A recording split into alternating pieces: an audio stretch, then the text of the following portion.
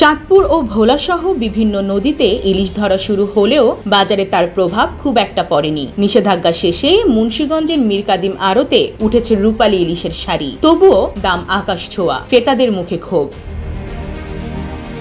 ধলেশ্বরী তীরের এই বিখ্যাত আড়তের হাট শুরু হয় ভোর 5:30টায়। মঙ্গলবার সকালে হাট ঘুরে দেখা যায় চারদিকে রূপালী ইলিশের ঝিলিক, হাঁকডাকে মুখরিত পুরো এলাকা।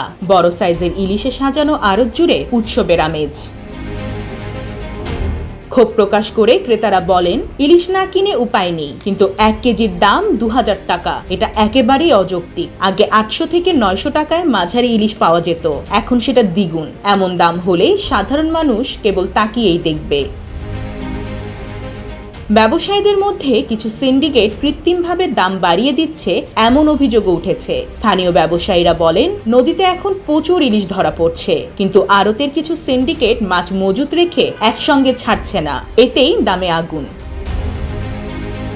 এই প্রসঙ্গে স্থানীয় ক্রেতারা বলেন, সরকারের বাজার মনিটরিং বাড়ানো দরকার। জেলা প্রশাসন ও মৎস্য বিভাগ নিয়মিত নজরদারি না করলে এই সিন্ডিকেটরা ইচ্ছে মতন দাম নিয়ন্ত্রণ করবে।